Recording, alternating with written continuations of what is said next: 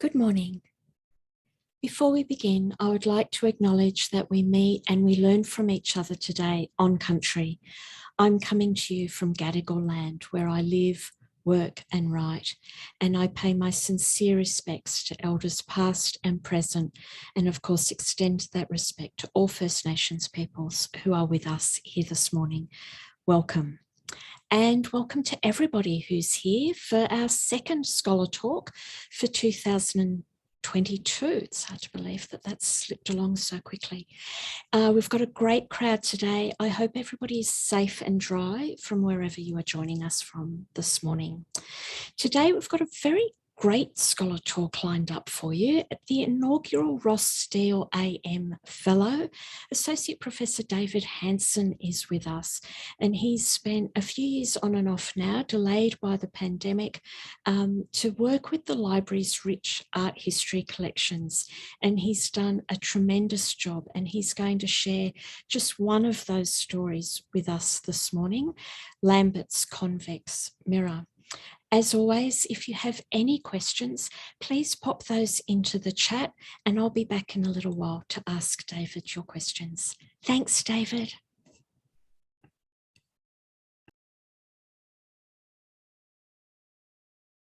And thank you, Rachel. Am I being heard? I hope so. I'm just going to stop. I knew this was going to happen.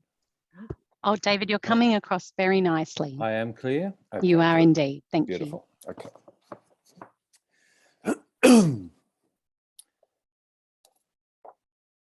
Well, that's what we're doing.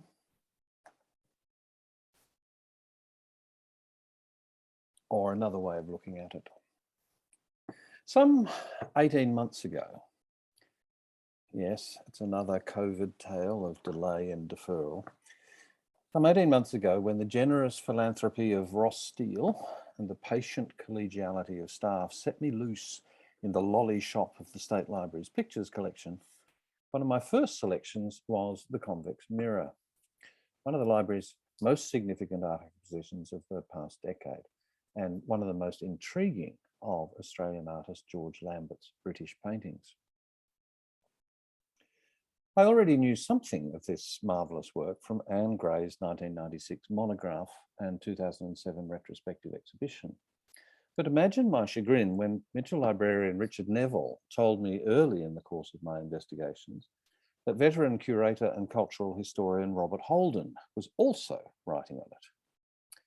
Robert's story was published in the spring 2020 edition of SL magazine, and I commend it to you as an exemplary short-form art historical exploration.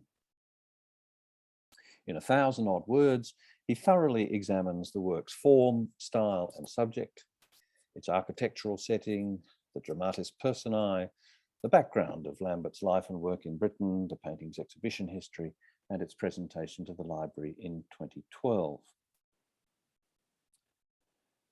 With the all-day sucker luxury of more space and time than is available in a catalogue entry or magazine article, I hope today to expand a little on Anna's and Robert's insights. But let me begin by summarising the relevant visual and historical facts.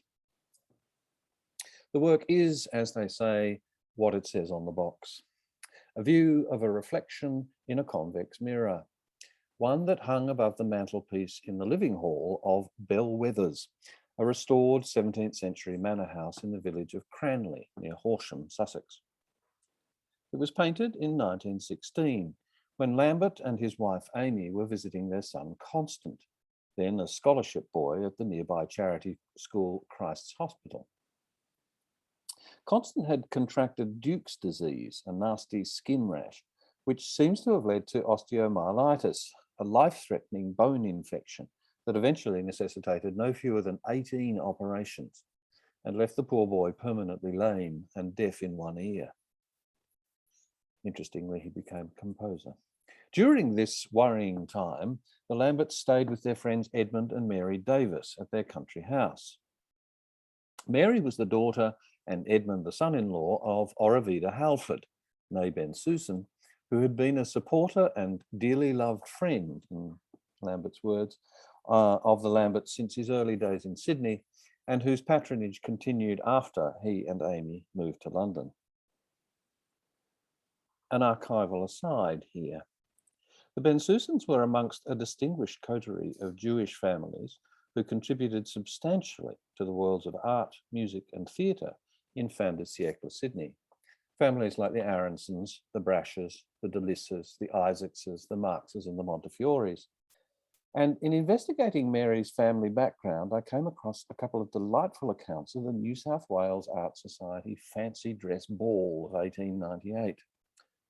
Lambert, then an enthusiastic member of the society, attended as a pale blue Faust, while two Bensusan sisters, the young actress Inez and Mrs. Halford's namesake Orovida, nieces perhaps, performed part of an 8-girl set who wore homemade Aubrey Beardsley style Art Nouveau poster dresses designed by the young artist D.H. Suter.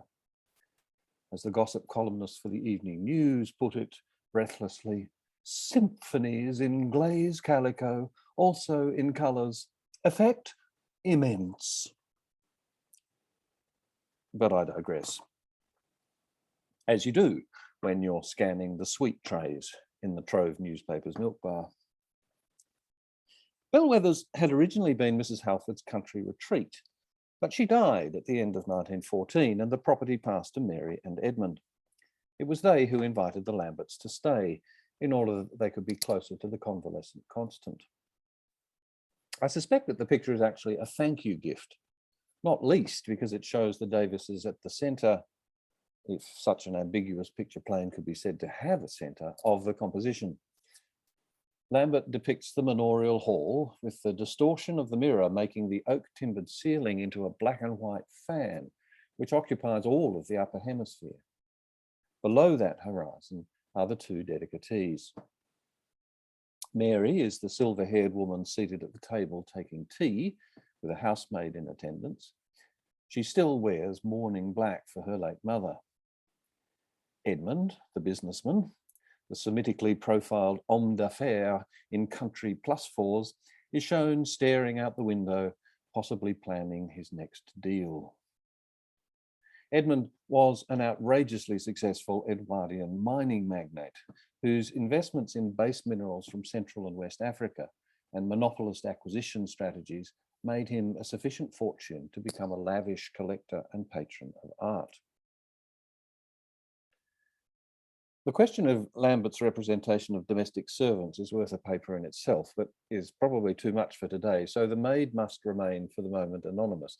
But we can identify the other figures. Amy Lambert, the distracted, worried mother, standing with one arm akimbo while staring fixedly at something very small in her other hand, and Amy Halford, one of Mary's sisters, seated in the foreground, also dressed in mourning, hands folded primly in her lap, staring into space. Finally, at the left foreground edge, the artist himself peers in at the scene, at the viewer, at himself, his right hand raised in an ambiguous gesture of what? Greeting? Display? Arrest?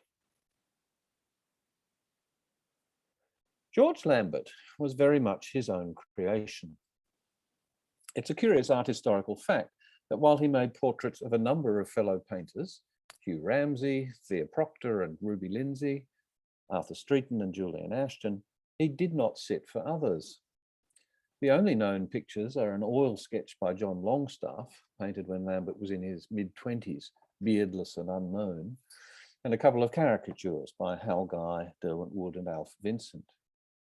Yet there are a dozen or more self-portraits, as well as various pictures of his older doppelganger, a former sailor turned artist model by the name of Williams. Some of these autoritratti are straightforward likenesses, if flamboyantly posed and painted. They evidently satisfy that primary explanation and justification for self-portraiture, that when a model is needed to dress with mood, style and technique, the artist is always available. Others are more complicated. Fancy pictures, problem pictures. In the early self-portrait with Ambrose Paterson, Amy Lambert, Hugh Ramsay and Arthur Adams, Lambert shows himself amongst friends. His new wife, Amy, Paris studio mates Paterson and Ramsay, and the Kiwi journalist, critic and poet Adams. The allegorical significance of the tableau is unclear. Anne Gray has suggested that Lambert intended the image to be a symbolic homage to the arts, with Paterson and Ramsay signifying classical and modern culture, the outer figures art and writing, and Amy eternal female creativity. Sarah Engledow posits an alternative or additional explanation that, quote, teaming a medieval European castle and an Australian sheep and tree stump, close quote, refers to the expatriate experience. In London in 1904, Lambert poses as a prosperous bourgeois in a pastoral landscape, his haughty, full frontal flamboyance contrasting with Amy's quiet profile preoccupation, eyes closed. This may have been an advertisement for prospective patrons, the kind of clients who would, by the early 1910s, provide the artist with the equivalent to a doctor annual income of £1,000. Such was certainly the intention behind this picture, where Lambert shows himself engaged in a commission, appropriately enough, from the Imperial Colonial Club, an organisation devoted to strengthening ties between the metropolis and its peripheral tribute states, to paint King Edward VII. Excuse me, David.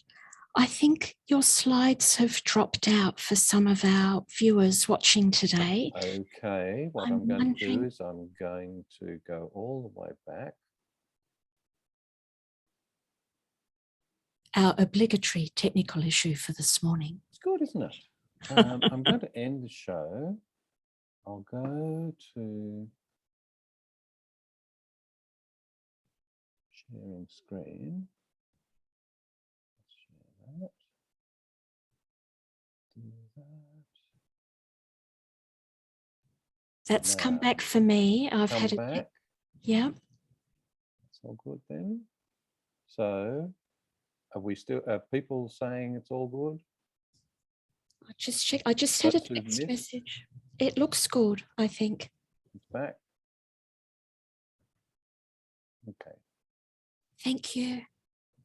Sorry about that. Lambert shows himself engaged in a commission, appropriately from the Imperial Colonial Club, to paint King Edward VII. Modestly titled The Shop, the work includes a model standing in for HM, probably Williams again, a soft lay figure sitting in for the feminine principle, its pose mirrored by that of 8-year-old Maurice Lambert, who is also the shadow of his father, who stands poised at the right-hand edge of the composition, loins girded by a handful of pictures ready to walk out, thoughtfully touching his bearded chin, his hands an opposite reflection of the ersatz king's white-gloved grip on hat and sword pommel, his sleeve a masterclass in tonal construction. At the bottom margin, sensual but unobtrusive, a bodygon of ceramic vessels and flowers further proclaims the authenticity of the locale and the vision. Then came the war, and the manly, convivial, casually undershirted self-portrait of the official artist in Palestine, Lieutenant Lambert of the Light Horse Regiment. A few years after repatriation, he gives us that celebrated miracle of Roaring Twenties camp, the outrageous bravura self-portrait with gladioli, with its dressing gown, pipe, cufflinks, Van Dyke beard and Peter Lely hands, in which Lambert, to quote Maurice, disguised from the mediocre but revealed to the sensitive just what a few years in Australia had done to him. Finally, there's another blokey redemption in the artist and the Geelong War Memorial figure, a deft sketch of a bald, weary, crotchety 50-year-old. But, as the late drawing on the right also shows, one still able to raise an impish eyebrow. What does all this self-projection signify? What did it mean in Lambert's London? And what does it mean to us in the age of the selfie? Lambert's contemporary, friend, professional rival and fellow outsider, he was Irish to Lambert's Australian, William Orpen, is another relentless auto-recorder. And there's a nice passage in Bruce Arnold's biography which explains, and I quote at length, "The artist is a self-conscious creature. He both wants and needs to know where he stands at a given moment, what he is doing and why. Fame is uneasily allied to a certain measure of self-analysis. Success raises inevitable questions about direction and purpose in art. Vigorous and extensive activity in a painter cannot help but summon up moments of self-doubt. The artist catches himself in the mirror, strikes an attitude, adopts a pose, and wonders not just whether he dare persist in his determination to disturb those around him, but whether the nature and shape of his disturbance is right. Is the course upon which the artist has set himself the right one? How often does he pose the question? And in what form? And is there even an answer? Here in 1916, the disturbance is directed inward.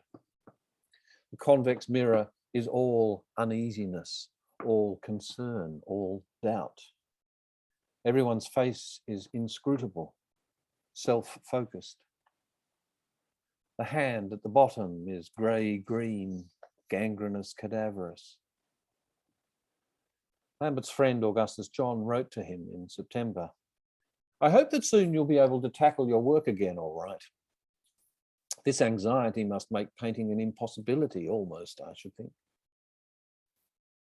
His boy was sick.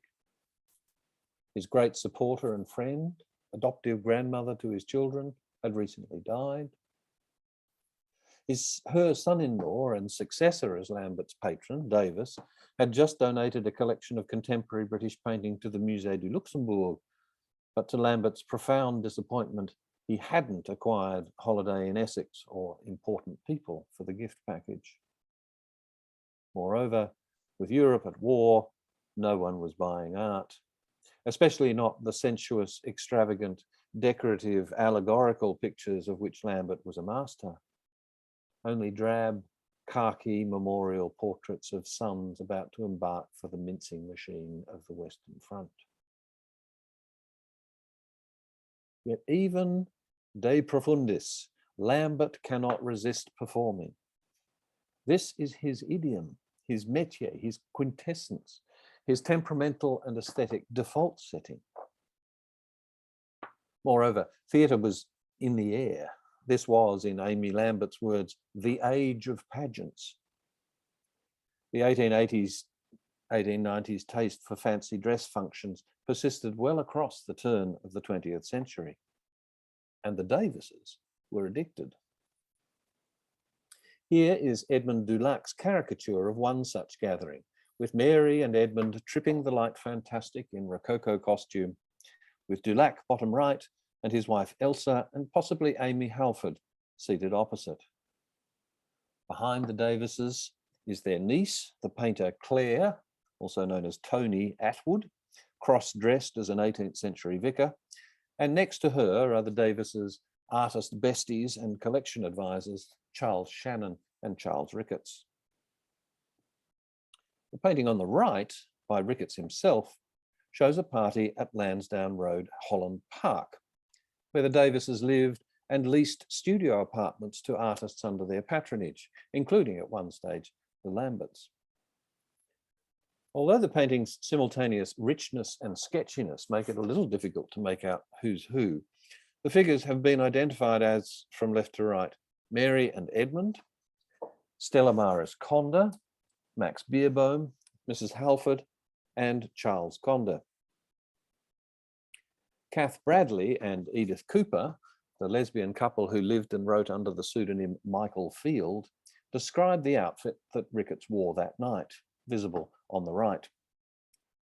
"He is going as a pig, with a trail wreath of little pink roses, a white satin coat, gardenias plucked of their leaves." Sadly, the costume wasn't fully appreciated. "Their suburban minds seem shocked," lamented Ricketts. "It was a frost. I was a dead failure." There I go again, losing the plot, self-indulgently picking over the trays of little archival pink shrimps, pink teeth, pink sweethearts. But I think I can be forgiven, because that theatricalism is actually key here. In 1911, a delegation of Australian premiers, ministers and MPs visited London for the coronation of George V. And a committee of expatriate artists, most, like Lambert, members of the Chelsea Arts Club, hosted a reception at the Imperial Institute. It's not surprising that Lambert should have been made master of episodes, art directing and choreographing 7 animated tableaux representing the history of colonial Australia, from Spanish maritime exploration to federation. Nevertheless, it would be a mistake to attempt to locate and articulate the central meaning of this episode, or to interpret it as some recondite allegorical construct. Likewise, do paintings such as the sonnet or the mask, or even Important People, look like they have some serious underpinning narrative or philosophical import? But in reality, they're about as significant as Ricketts' pig. They are, and this is, pure Whistlerian, Wildian aestheticism. Indeed, writing about the sonnet, Amy said, "There never was other than an artistic content in the picture, the literary being always entirely subordinate to or absent from any of Lambert's compositions. Rather, they're about technical virtuosity, about mood, and about gesture." "He loved the gesture," said Amy, "whether conveyed in pose, an action, or in the written word. And the gesture that counts for so much in the convex mirror is that of Lambert's open hand with its stylishly splayed fingers. Of course, Lambert's foregrounding of manual signs ultimately derives from the Renaissance and Baroque painters he so admired: Titian, Rembrandt, Van Dyck, Lely, and especially Velasquez.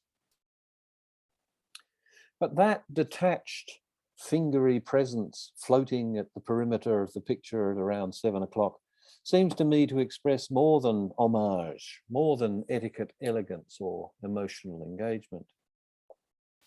The outspread hand echoes in miniature the angular sectors of the half-timbered ceiling, each digit finding its analogue in one of the family and friends represented, each fingertip in one of the pewter plates on the mantelpiece. The artist's hand is the means by which we are drawn into the picture. It is the gesture of the mesmerist, the hypnotist, his animal magnetism messing with our perception and our will. It is the elegant, distracting pass of a conjurer's fingers across a velvet cloth. It is the artist's left hand, but in the mirror's reflection, it becomes his right. It is the touch of the magician, the casting of a spell. Although, or possibly because, the late Victorian and Edwardian period was something of a high watermark of capitalism, mechanism, and science, it saw a paradoxical flourishing of irrationalism. In advanced Western societies, a taste for the esoteric flourished, from theosophy to the Order of the Golden Dawn to the extremities of charlatan Aleister Crowley's religious confection, Thelema. When Edmund Dulac wasn't being a waspish caricaturist, he and Arthur Rackham were watercolouring fairy tales. Such fantasy illustration showing a somewhat darker side in the work of Aubrey Beardsley, and in Harry Clarke's illustrations to Edgar Allan Poe. There was an explosion of seances, Ouija boards, table rapping, automatic writing, and spirit photography, crazes enhanced by the mass bereavement of the Great War. Even Arthur Conan Doyle, inventor of the supreme rationalist Sherlock Holmes, was completely taken in by the double exposures of the famous Cottingsley Fairy photographs. Is there something of that unhinged spiritualism in the convex mirror? Oravida Halford was dead, and Constant Lambert at death's door. And there had recently been more than 500,000 Allied casualties at the Somme. Is the empty wicker chair at which Amy Halford is staring her late mother's? Is that smudge of white impasto in front of the lace curtains at the right the sheets of an invalid's daybed, or might it be a drift of ectoplasm? Yes, this is a magic circle. It is magic because the geometry is magic. The circle is the perfect form, the image of the sun and moon, and has been tethered to art and religion for tens of thousands of years. From prehistoric Australia to the earliest settled civilizations of the Indus Valley and the Yellow River, of Mesopotamia and Egypt, and of the mathematical Greeks and the dome-building Romans. In medieval Europe, the circle was closely allied to Christian ideas of divinity. It frames the divine light of stained glass windows. It outlines the Chartres Cathedral labyrinth. It is there in the elementary diagrams of the alchemists and the peccability diagrams of the moralists. With the Renaissance and the arrival of portable easel painting, the circular support, the tondo, developed as a favorite format for images of the Madonna. The older resonance of holiness was married to that of feminine domesticity by reference to a familiar ritual object, the desco da parto, or childbirth tray, given to mothers to celebrate a safe delivery. Madonnas in rings were painted, even sculpted, by all the great names of the Renaissance: Botticelli, Perugino, Piero di Cosimo, this one actually shown at the Royal Academy's Old Masters show in 1904, so probably seen by Lambert. Michelangelo, whose Taddei Tondo was on display at the Royal Academy. Raphael, and the early 16th century Sienese, Domenico Beccafumi, was something of a specialist in the format. Enlightenment secularized, the roundel tradition persisted through the 18th and 19th centuries and enjoyed a particular revival in England around 1900. Frederick Leighton painted a tondo Perseus on Pegasus in 1896, and William Henry Margetson's The Sea Hath Its Pearls was purchased by the Art Gallery of New South Wales the following year, recommended by the committee of the Royal Academy. Lambert, then at the very start of his career, would have been impressed.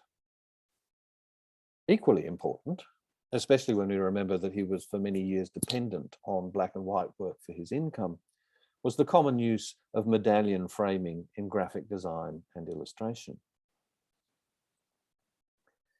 Even closer to home, in the period of this painting, was the example of the Davis's great friends and proteges, the two Charleses, Ricketts and Shannon. Here is the couple in a portrait by Jacques-Émile Blanche, Ricketts' profile within a mirror nimbus, and in a couple of caricatures by Dulac. The circle around the one on the right is not surprising. Shannon had an evident penchant for the tondo. Indeed, the oil version of his Sleeping Nymph lithograph was one of those paintings bought by Edmund Davis and given to the Luxembourg in 1915. Could it be that Lambert, the art courtier, offered the convex mirror to Edmund and Mary as a substitute for the gifted Shannon? Having established lineage and immediate precedent for the circular format of this picture, What about its other central quality, its mimicry of reflectiveness? That's another rich field. But before abandoning geometry, another brief aside. More sweets. This time, chocolate buds, because I want to draw your attention to the ceiling. I've already mentioned the visual pun, the connection between fingers and roof beams, so you will already have noticed. Fully half this picture is virtually empty, a stripy humbug void. Not only does this exploitation of the mirror's distorting properties constitute a bold, modernistic, abstract intervention in the visual field, but like its undivided parent form, the demi-lune also sits happily within the aesthetic conventions of the period and of the creative circles within which Lambert moved. I'm referring, of course, to painted fans. Because their delicate silk fabric and fugitive watercolor pigments make them so frail, so pale, today fans are rarely seen in collection displays in our museums, and they're only actively pursued in the market by specialist collectors. But for the late Victorians and Edwardians, this feminine fashion accessory was an important marker of contemporary taste and vehicle of artistic expression.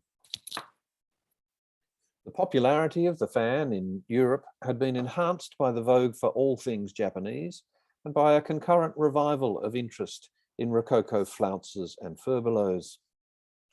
Impressionists Edgar Degas, Berthe Morisot, Camille Pissarro, Jean-Louis Forain, and Marie and Félix Bracquemond staged a fan display at the Salon des Indépendants in 1875. And in Belle Epoque exhibitions and art magazines, the fan develops a truly substantial presence. Australian settler art history acknowledges two celebrated fan painters, both of whom were members of Lambert's intimate circle. Charles Conder, who we've already seen today at one of the Davis's parties, was widely acknowledged by British contemporaries for his transformation of the object. In an obituary, Charles Ricketts, the guy in the pig outfit, wrote, "In his silk paintings, Conder discovered a new medium. His fans will someday be considered classics." Certainly he inspired a host of colleagues. Frank Brangwyn, who, like Conder, designed interiors for the Davises, made fan designs, and after Conder's death in 1909, George Sheringham carried his work forward right into the 1920s. The other Australian was, of course, Lambert's close friend, Thea Proctor, whose fan work begins in Conderian language, but acquires a modern accent over time. While remaining figurative, her later compositions have flatter shapes, more pronounced colours, and higher key colour. Finally, but perhaps most importantly in the context of this picture, there was Mary Halford, later Davis, herself a highly regarded fan painter. Mary and her sister Constance, later Constance Ray, were both artists, but while Constance focused on oil painting, Mary made fan watercolours, exhibiting from as early as 1886 and even sharing a two-hander with Conder at Colnagi's in 1914. Mary would certainly have registered and appreciated Lambert's subtle nod upwards to the ceiling in reference to her practice. Those oak beam segments fan out the way they do because Lambert is looking in a convex mirror. And I'll conclude today's talk with a brief walk around this device. Once again, our survey sees Lambert's picture rooted in the Renaissance painting tradition, but then responding to more proximate trends, influences from his contemporary milieu. One of the most famous precedents for the work is Parmigianino's 1524 self-portrait in a convex mirror. According to Giorgio Vasari, quote, "In order to investigate the subtleties of art, Parmigianino set himself one day to make his own portrait, looking at himself in a convex barber's mirror." Close quote. However, it is not his own portrait. not himself that the artist describes here, but the mirror itself. The work is not a complete triumph of illusion, of twisted single-point perspective. Rather, it hovers somewhere between physical reality and visual analog.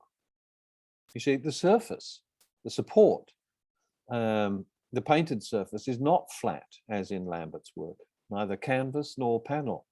Parmigianino's self-portrait is painted on a specially carpentered section of a sphere. It bulges. Despite this apparent literalness, Parmigianino was nevertheless at heart an Italian idealist, a mannerist who deliberately attenuated high Renaissance canons of beauty for expressive ends. In the self-portrait in a convex mirror, the curved surface's bending of light waves provides both means and justification. In Northern Europe, on the other hand, the mental and visual orientation was more inductive, empirical, look and put.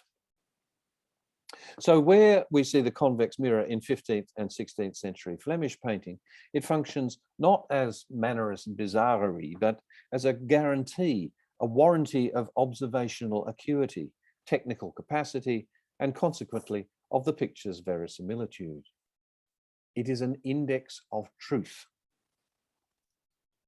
In Robert Campion's World Veil triptych, for example, the dark mirror on the left, so much like a contemporary security camera housing, is just one of many such signs of authenticity, along with the silver gilt of the ewer and basin, the landscape outside the window, the iris in the pewter tankard, the saint's gold underskirt, even the plaiting of the girdle around Heinrich von Ferl's habit. Petrus Christus's A Goldsmith in His Shop shows the spy mirror, commonly used by early modern craftsmen and traders of precious materials in their vulnerable street-facing boutiques. Here, happily, it reflects not a shoplifter, but another well-heeled client with his falconer alongside, waiting to be served. Within its faithful reporting of a commercial activity, Quentin Matsis's The Money Changer and His Wife, in all likelihood, contains a moral lesson. Here, the mirror is placed in between the wife's devotional text, from which her attention has been drawn away by the coin weighing, and an array of worldly riches, currency, finger rings, pearls, and rock crystal. The client that is seen reflected in the mirror's eye is reading undistracted, religiously attentive, not covetous of worldly vanities. But none of these pictures is as well known as Jan van Eyck's Arnolfini marriage portrait. I certainly do not have time to analyze this superstar old master painting in any detail, but it is important to identify it as the work that brings the convex mirror bowling into the 19th century British artistic imagination.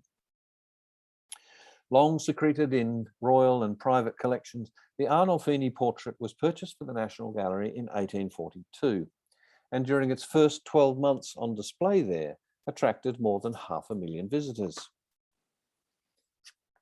Within that audience were the founders of the Pre-Raphaelite Brotherhood, John Everett Millais, Dante Gabriel Rossetti, and William Holman Hunt, who admired greatly its rich colours and lapidary surface detail, including the convex mirror on the back wall. For them, and for others in the movement, the painting served in many ways as the exemplar of their aesthetic program. Indeed, such was its impact that a few years ago, curators at Tate and the National Gallery assembled a modest but impressive exhibition, Reflections, Van Eyck and the Pre-Raphaelites, which traced the Pre-Raph's prodigal use of mirrors. Edward Burne-Jones declared it the finest picture in the world, and both his Fair Rosamond and Queen Eleanor and Holman Hunt's drawing of the Lady of Shalott include similar clock face mirrors. Ford Madox Brown's Take Your Son, Sir, has a convex mirror as a halo behind his mistress Emma Hill's head, in which we can see the artist distorted into a stumpy, punch-style caricature reaching out for the baby. Interestingly, in the light of this lecture's focus on the circle, Emma was also the model for Brown's famous Tondo, The Last of England. Henry Treffry Dunn, Rossetti's secretary and studio assistant, painted the artist's bedroom at Cheyne Walk, the orthogonals of the four-poster bed bulging in convex distortion, a later watercolour, possibly showing the actual mirror from which it was painted.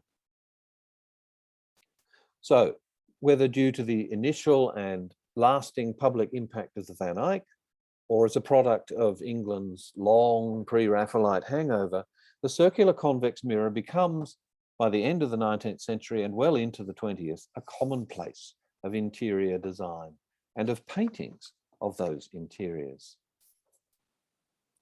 Hence, the two mirrors visible in the drawing room of the Ricketts Shannon apartment, or, locally, the high-hung, decoratively swag number in Dame Nellie Melba's Coombe cottage decor of 1913.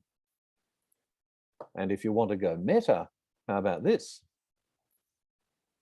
In an article on bellwethers that featured in Country Life in 1919, appears this photograph of the living hall.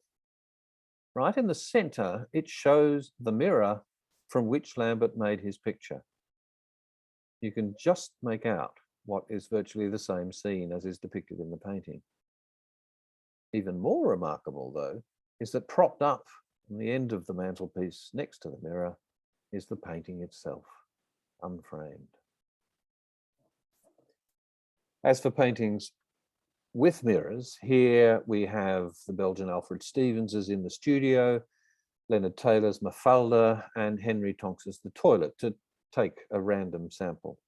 In paintings such as these, the mirror is modestly incidental, literally just part of the furniture. But a number of artists in the early 20th century evidently inherited that pre-Raphaelite intuition of the magic of the convex mirror, producing scherzi quite similar to Lambert's. G.F. Harris, William Nicholson, the young Mark Gertler. And perhaps the most remarkable of this cohort is William Orpen. Like Lambert, a scintillating painter, but a bit of a troubled soul, Orpen writes in his 1924 memoir, quote, "I remember once by mistake overhearing a conversation between my father and mother about my looks. Why was it I was so ugly and the rest of the children so good looking? I remember creeping away and worrying about the matter. I began to think I was a black spot on the earth." This anecdote is reflected in a number of early works, including, poignantly, a portrait of his parents, which use the mirror both to insist on Orpen's presence in the composition, while at the same time literally belittling him. As he once said, painting your own portrait is a lesson in humility. The self-portrait and the mirror, often in combination, become something of a trademark in Orpen's work. So much so that caricaturist Max Beerbohm gently satirized his virtuosity in Bravura, subtitled, "Mr. Orpen trying whether it wouldn't be possible to paint for the Uffizi," for its collection of portraits, for the Uffizi, one mirror's reflection of another's reflection of a soap bubble's reflection of himself. Orpen and Lambert knew one another, and it is impossible not to see here homage and or friendly rivalry in the latter's trespass on the territory of the convex mirror. To conclude then,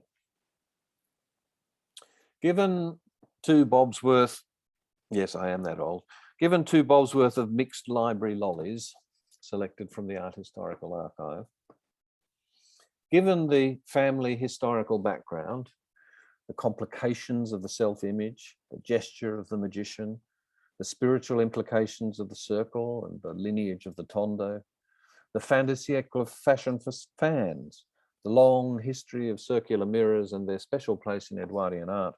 Given all this, George Lambert's The Convex Mirror might now perhaps seem a little less aberrant, a little less unprecedented, a little less one out of the box. But do these wider connections and implications to which I have referred devalue it? Au contraire, I believe they enrich. I hope that we can add Lambert's achievement here to all our mental digital photo filters. I hope we can use the convex mirror as, quite literally, a speculative tool, bringing all its richness and complication and ambiguity to bear in helping us distinguish between illusion, mechanics, and painter's magic, between tradition, convention, and fashion. I hope it might help us to address, decipher, and challenge contemporary image making in all its forms. And perhaps it might even prompt us to question our own partial and distorted views of the world. Thank you.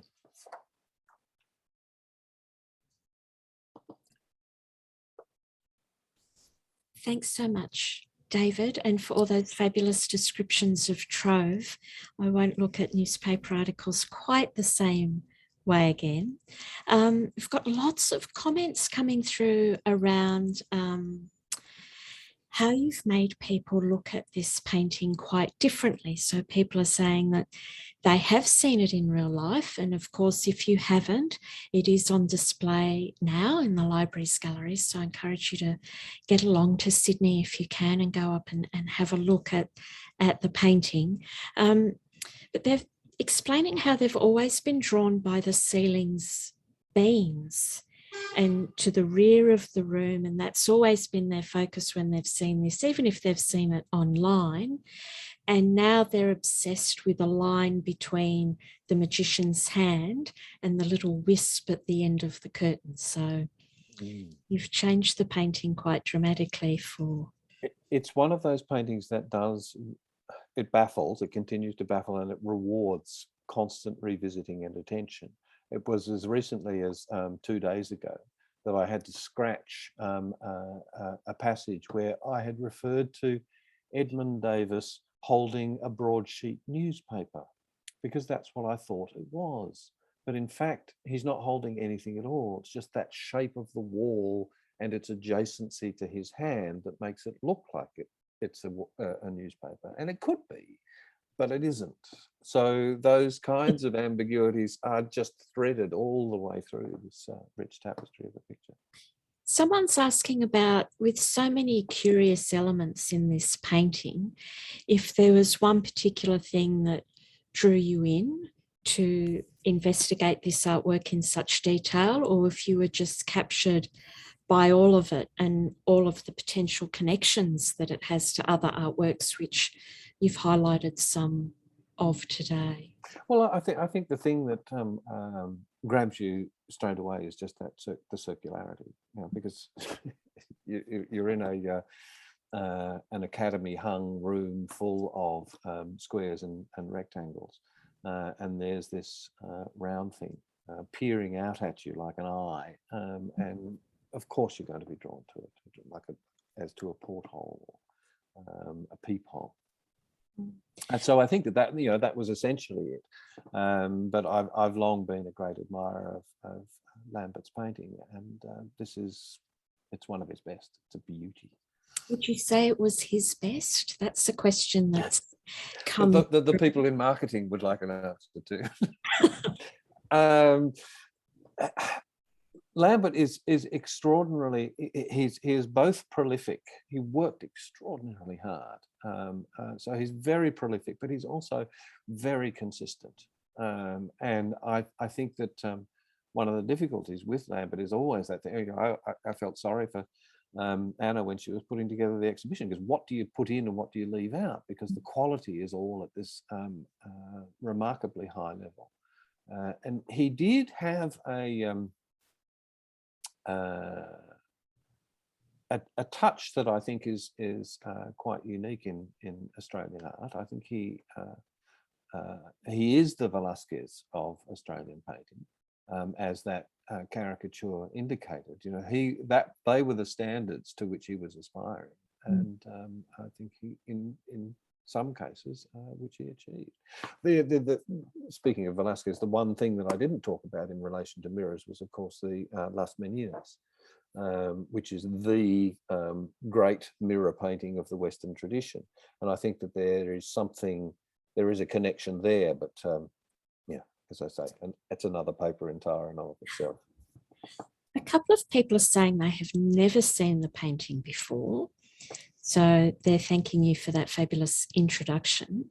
Someone is saying that they have seen the painting before, but they've not noticed until this morning the fringing on the dress and fringing on the curtain. And is that offering a contrast or a connection of some sort, do you think? Look, I think yeah, there's a formal connection. There's a tonal balancing connection within the picture. I don't think we can look at these things in terms of meaning. I think you look at them in terms of how it works. You know, does it make the picture hold together better or otherwise? So, for example, that strange passage on the right hand side where you've got that blurry white fluffy thing that I can't tell what it is. It doesn't actually matter that you can't tell what it is, because when you look at the picture as a whole, you don't notice it. It's only when you are having to write a paper on it and you're examining it every last millimeter, you think, well, wait a minute, what is that? So I think that the harmony, the fact that your listeners and correspondents this morning are saying that that they hadn't noticed this or that is part of the magic of the picture. You know, that Lambert is able to get such extraordinary complexity to seem preordained. Somebody's asking if there are any preparatory sketches for the painting that survive, and if you've seen them. I'm afraid I don't know.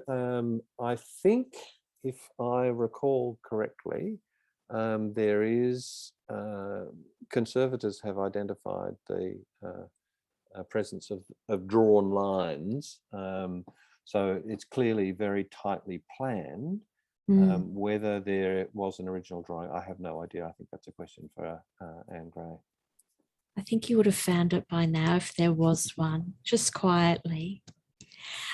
Somebody's asking a question about you and your fellowship at the library and what is next. Are you going to look at anything else, or are you going to look at another artist?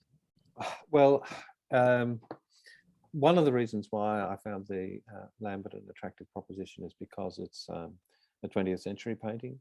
I have spent a good deal of my time as a curator and scholar working in the 19th century.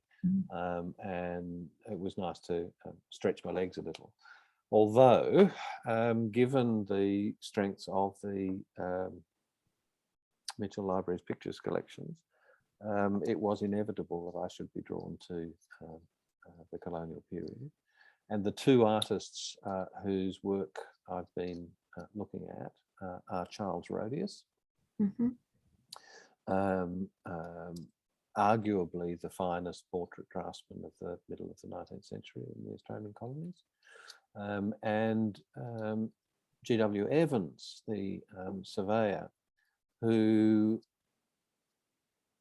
has not had, like Rhodius, has not had the sort of monographic study that I think he richly deserves. So there are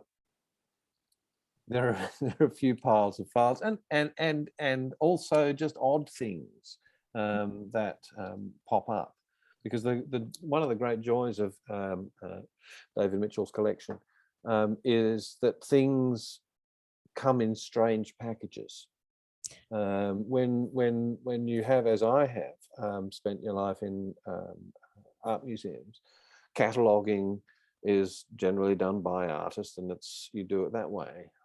In the library, things appear by folio by how they were acquired or when they were acquired. So if you have a group of 27 watercolors of 27 drawings of Aboriginal people by a variety of hands, they're in that lot.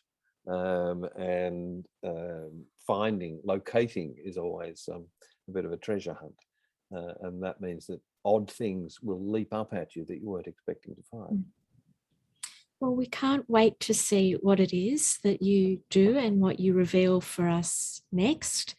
Unfortunately, that is all we have time for today. Thank you so much, David, for trotting forward to another century for us this morning. It's been greatly appreciated. Please join us next time. We have another Scholar Talk coming up and another Rossdale AM Fellow. On April the 5th, again at 11 o'clock, we'll have Professor Robert Fiddy with a very different presentation. He's going to be looking at the art in Smith's Weekly and the construction of the larrikin tradition in Australian cartoons. So do join us for that. Please have a look at the library's website. We're doing events online, such as Scholar Talks, and we're also doing events in real life again. So hopefully, if I don't see you online, I may even see you on site at the library soon. Please stay safe, everybody. Thank you for coming. Thanks, David.